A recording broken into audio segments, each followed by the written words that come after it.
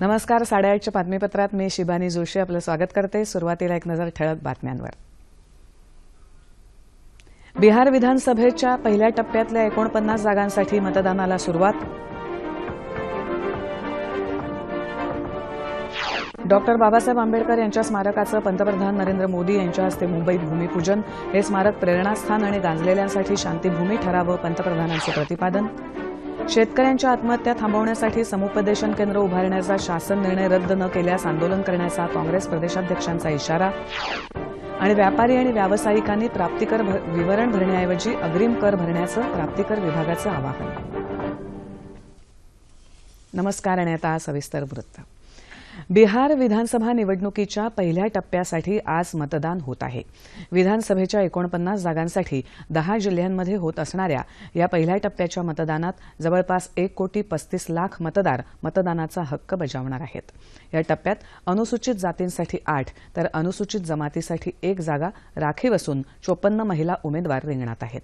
पहिल्या टप्प्याच्या निवडणुकीत अनेक क्षेत्र नक्षलग्रस्त परिसरातली असून त्या ठिकाणी मतदानासाठी कडेकोट सुरक्षा व्यवस्था करण्यात आली आहे. यासाठी निमलष्करी दलाचे 20,000 जवान तैनात करण्यात आले आहेत.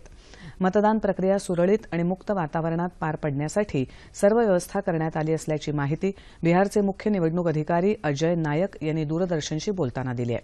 बिहार विधानसभेच्या 243 जागांसाठी येत्या 5 नोव्हेंबरपर्यंत 5 टप्प्यात मतदान होणार आहे. भारतरत्न महामानव डॉक्टर बाबासाहेब आंबेडकर यांच्या आंतरराष्ट्रीय दर्जाच्या स्मारकाचं भूमिपूजन पंतप्रधान नरेंद्र मोदी यांच्या हस्ते काल मुंबईत झालं.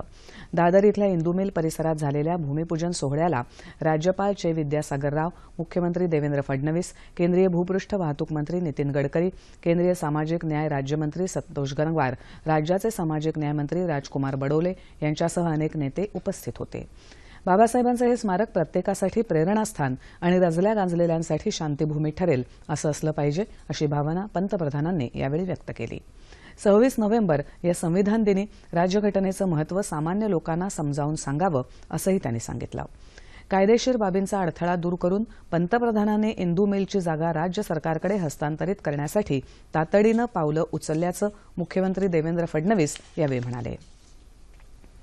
12.5 एकर परिसरात उभारण्यात येणाऱ्या या स्मारकाच्या प्रतिकृतीची पाहणी पंतप्रधानांनी यावेळी केली. या स्मारकासाठी सुमारे 425 कोटी रुपयांचा खर्च अपेक्षित आहे. या कार्यक्रमापूर्वी नरेंद्र मोदी यांनी चैत्यभूमीला भेट देऊन डॉक्टर बाबासाहेब आंबेडकरांना आदरांजली वाहिली. त्याआधी पंतप्रधान नरेंद्र मोदी यांनी जवाहरलाल नेहरू बंदराच्या 4थ्या कंटेनर टर्मिनलचा शिलान्यास केला. जागतिक स्तरावर भारताचं वेगळं स्थान निर्माण करण्यासाठी आधुनिकतेची कास धरत बंदर क्षेत्राच्या विस्तारासोबत विकासाची गरज आहे, असं नरेंद्र मोदी यावेळी म्हणाले. MMRDAच्या मैदानात आयोजित कार्यक्रमात ते बोलत होते. देशात शेती क्षेत्रात आमूलाग्र बदल करण्याची गरजही त्यांनी यावेळी व्यक्त केली. नितीन गडकरी यांनी यावेळी बोलताना पंतप्रधानांचे आभार मानत केंद्र सरकारच्या धोरणांमुळेच बंदर क्षेत्राच्या विकासाला गती आल्याचं सांगितलं. या कंटेनर टर्मिनलच्या बांधणीसाठी सुमारे 8,000 कोटी रुपयांचा खर्च अपेक्षित असून यामुळे 1 ते 1.25 लाख तरुणांना रोजगार उपलब्ध होईल, असे ते म्हणाले. मुंबई बडोदा द्रुतगती मार्गाचं काम येत्या काही दिवसात सुरू करणार असल्याची माहितीही त्यांनी यावेळी दिली.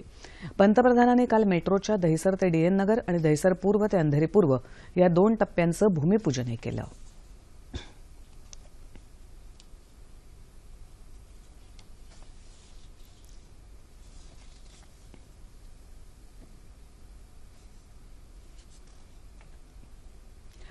कल्याण डोंबिवली महानगरपालिकेच्या आगामी निवडणुकीसाठी भाजपाबरोबर युती करायची की नाही याचा निर्णय शिवसेना पक्षप्रमुख उद्धव ठाकरे लवकरच घेतील, असं शिवसेना नेते आणि ठाण्याचे पालकमंत्री एकनाथ शिंदे यांनी म्हटलं आहे. कल्याण इथल्या मध्यवर्ती निवडणूक कार्यालयाचं शिंदे यांच्या हस्ते काल उद्घाटन झाल्यानंतर ते वार्ताहरांशी बोलत होते. निवडणुकीतल्या युतीसाठी भाजपाबरोबर बोलणी सुरू असून शिवसेना पक्षप्रमुखांचा निर्णय अंतिम राहील, असं शिंदे यांनी सांगितलं. येत्या 1 नोव्हेंबरला 122 जागांसाठी ही निवडणूक होत असून उमेदवारी अर्ज भरण्यासाठी आता केवळ 2 दिवस बाकी आहेत. शेतकऱ्यांच्या आत्महत्या थांबवण्यासाठी समुपदेशन केंद्र सुरू करण्याचा GR अर्थात शासन निर्णय रद्द करण्यात यावा, अशी मागणी काँग्रेसचे प्रदेशाध्यक्ष अशोक चव्हाण यांनी केल्याचं PTIनं म्हटलंय. राज्यातल्या 14 जिल्ह्यांमध्ये अशी केंद्र सुरू करून ती तालुका पातळीपर्यंत विस्तारित करण्याचा GR सरकारनं गेल्या 24 सप्टेंबरला काढला होता. तो त्वरित रद्द न झाल्यास आंदोलन करण्याचा इशाराही चव्हाण यांनी दिलाय. नैसर्गिक आपत्ती आणि पीक नुकसानीमुळे आर्थिक संकटात सापडलेल्या शेतकऱ्यांना आर्थिक मदत देण्याऐवजी सरकार मानसिक आरोग्य केंद्र सुरू करत असल्याचा आरोपही चव्हाण यांनी केला आहे. केंद्र आणि राज्य सरकारनं कर्जबाजारी शेतकऱ्यांसाठी पुरेसा निधी उपलब्ध करून द्यावा अशी मागणीही चव्हाण यांनी यावेळी केली. दरम्यान यवतमाळमधल्या एका सामाजिक संस्थेनं नुकत्याच केलेल्या पाहणीनुसार शेतकऱ्यांचं नैराश्य हे आत्महत्यांमागचं महत्त्वाचं कारण असल्याचा निष्कर्ष समोर आला आहे. आर्थिक वर्षाच्या शेवटी प्राप्तिकर विवरणपत्र भरण्याऐवजी व्यापारी आणि व्यावसायिकांनी अग्रिम कर भरावा असं आवाहन प्राप्तिकर विभागानं केलं आहे. 1 कोटी नवे करदाते शोधण्याच्या आणि कर निकषांचे आयाम विस्तारित करण्याच्या दृष्टीनं विभागानं कर प्रक्रिया सुलभ करण्यासाठी ही सूचना केली आहे. देशभरातील उद्योग आणि व्यापार संस्थांशी संपर्क साधून जागरूकता आणण्यासाठी विभागानं थेट संवाद नामक सार्वजनिक स्तरावरील चर्चेचा उपक्रम सुरू केला आहे. प्राप्तिकर विवरणपत्र दाखल करण्यात नुकसान नसल्याचा संदेश व्यापाऱ्यांपर्यंत जाणं आवश्यक असून सर्वांनी कराची रक्कम आणि विवरण वेळेत भरणं गरजेचं असल्याचं विभागाच्या वरिष्ठ आयुक्तांनी नवी दिल्ली इथे पीटीआयशी बोलताना सांगितलं आहे. लष्करामध्ये महिलांना लढाईसंबंधी विशेष कामगिरी देण्याबाबत सरकार विचार करत असून याबाबतचं अधिकृत धोरण लवकरच जाहीर केलं जाईल असं संरक्षण मंत्री मनोहर पर्रिकर यांनी म्हटलं आहे. काल मुंबईत माटुंग्याच्या वेलिंकर इन्स्टिट्यूट ऑफ मॅनेजमेंट या संस्थेत आयोजित करण्यात आलेल्या निवृत्त लष्करी अधिकाऱ्यांच्या एका मेळाव्यात ते बोलत होते. 1965च्या भारत-पाक युद्धात अवघ्या 23व्या वर्षी वीरमरण प्राप्त झालेल्या लेफ्टनंट दिलीप गुप्ते यांच्या 50व्या पुण्यतिथीनिमित्त त्यांना श्रद्धांजली वाहण्याकरता पर्रिकर काल मुंबईत आले होते. लेफ्टनंट गुप्ते यांच्या जीवनावर लिहिण्यात आलेल्या एका पुस्तकाचं प्रकाशनही त्यांच्या हस्ते या समारंभात करण्यात आलं.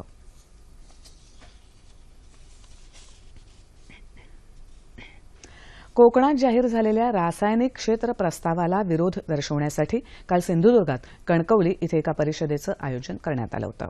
हा भाग रासायनिक पट्टा म्हणून जाहीर करण्यात आला तर इथल्या किनारपट्टीवरचं कांदळवन नष्ट होऊन मासेमारी, पर्यटन आणि एकूणच मानवी जीवन धोक्यात येईल. या निर्णयामुळे किनारपट्टीचं वाळवंट होईल असं सांगत शेकापचे आमदार धैर्यशील पाटील, डॉ मंगेश सावंत, विशेष आर्थिक क्षेत्र विरोधी लढ्याचे नेते सुनील दिघे, परिषदेचे आयोजक महेश परुळेकर आणि अनेक पर्यावरण प्रेमी यांनी हा लढा अधिक तीव्र करण्याचा मनोदय यावेळी व्यक्त केला.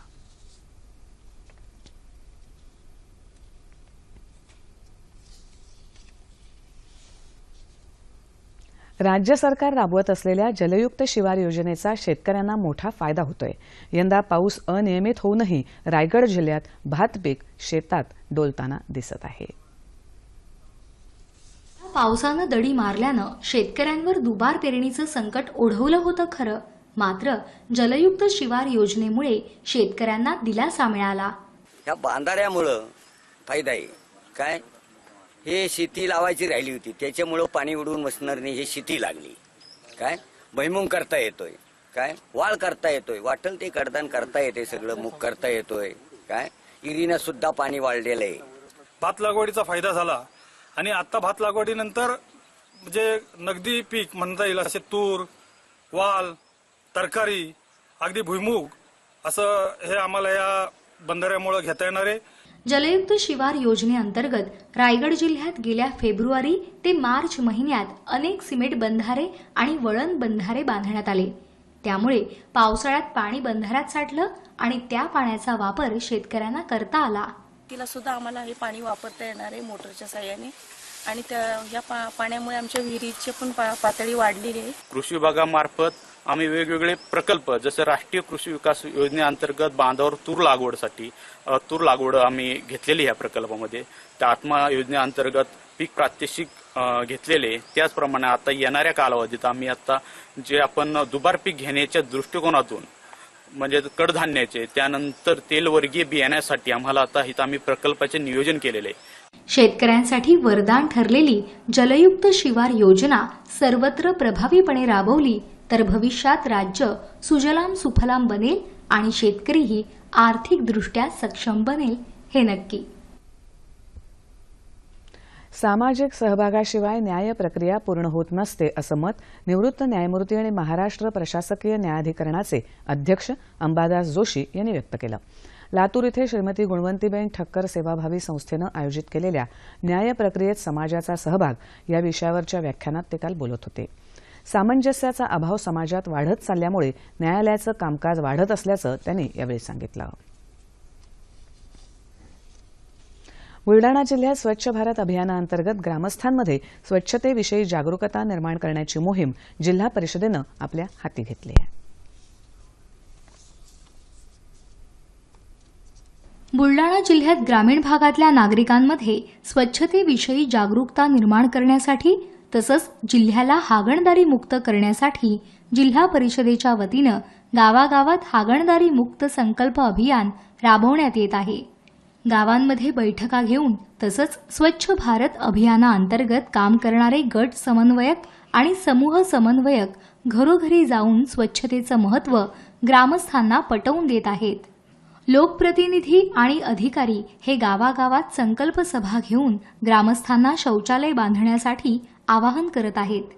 त्यांच्या या आवाहनाला ग्रामीण जनताही चांगला प्रतिसाद देत असून गावातील युवक यासाठी पुढे सरसावले आहेत. आम्ही अगोदर ग्रामपंचायतमध्ये संपूर्ण शौचालयाचा ठराव घेऊन गावातील 5 स्वच्छता समितीचे लोक नेमले आणि त्यामधून आम्हाला पंचायत समितीने वेळोवेळी मार्गदर्शन केलं. आमच्या गावात शौचालय बांधण्यासाठी पुढाकार घेतला आहे. गावात महिला ग्रामसभा घेतल्यामुळे महिलांनी पुढाकार घेतल्यामुळे घरोघरी शौचालय बांधण्याचे काम सुरू आहे. त्यामुळे आमचं गाव हागणदारी मुक्तीकडे वाटचाल करीत आहे. या जिल्ह्यात स्वच्छ भारत अभियानाअंतर्गत यावर्षी 36,000 वैयक्तिक शौचालय बांधण्याचं उद्दिष्ट असून यापैकी 12,246 शौचालयं बांधण्यात आली आहेत. या अभियानाअंतर्गत 21 गावं हागणदारी मुक्त करण्यात आली आहेत, अशी माहिती जिल्हा परिषदेच्या मुख्य कार्यपालन अधिकारी दीपा मुधोळ यांनी दिली आहे. आज जागतिक संधिवात दिन आहे.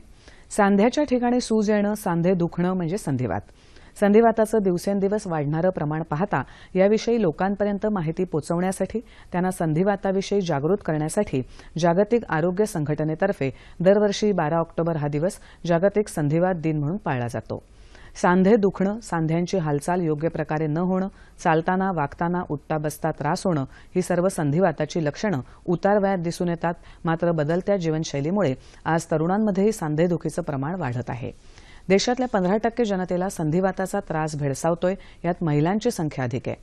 वजन नियंत्रणात ठेवणं, नियमित व्यायाम करणं, नियमित चालणं, योग्य पद्धतीनं बसणं आणि आहारातील काही पथ्यांच्या मदतीनं संधिवात प्रतिबंध करता येऊ शकतो. गेल्या महिन्यात हज यात्रेत झालेल्या चेंगराचेंगरीत मृत्युमुखी पडलेल्या भारतीयांची संख्या आता 114 वर पोहोचली आहे. अजूनही 10 नागरिक बेपत्ता असल्याचं परराष्ट्र व्यवहार मंत्री सुषमा स्वराज यांनी आपल्या ट्विटर संदेशात म्हटलं आहे. हज चेंगराचेंगरीत सापडलेल्या भारतीयांची ओळख पटवण्यासाठी परराष्ट्र व्यवहार राज्यमंत्री व्ही.के. सिंग हे गेल्या आठवड्यात सौदीमध्ये गेले होते. मीना इथे झालेल्या चेंगराचेंगरीत 1000पेक्षा जास्त लोक मृत्युमुखी पडल्याचा अंदाज आहे. क्रिकेट.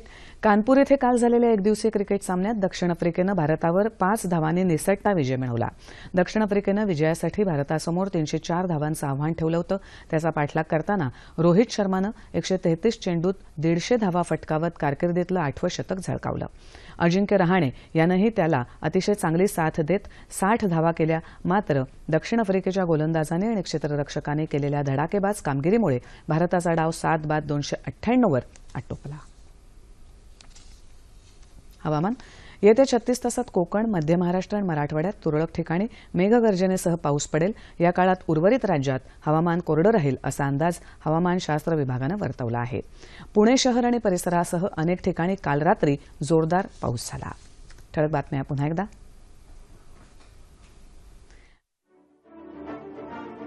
पन्नास जागांसाठी मतदानाला सुरुवात. डॉक्टर बाबासाहेब आंबेडकर यांच्या स्मारकाचं पंतप्रधान नरेंद्र मोदी यांच्या हस्ते मुंबईत भूमिपूजन. हे स्मारक प्रेरणास्थान आणि गंजलेल्यांसाठी शांतीभूमी ठरावं, पंतप्रधानांचं प्रतिपादन. शेतकऱ्यांच्या आत्महत्या थांबवण्यासाठी समुपदेशन केंद्र उभारण्याचा शासन निर्णय रद्द न केल्यास आंदोलन करण्याचा काँग्रेस प्रदेशाध्यक्षांचा इशारा. आणि व्यापारी आणि व्यावसायिकांनी प्राप्तिकर विवरणपत्र भरण्याऐवजी अग्रिम कर भरण्याचं प्राप्तिकर विभागाचं आवाहन. याबरोबरच हे बातमीपत्र संपलं. पुन्हा भेटूया दुपारी 2:30 वाजता सह्याद्री वाहिनीवर. नमस्कार.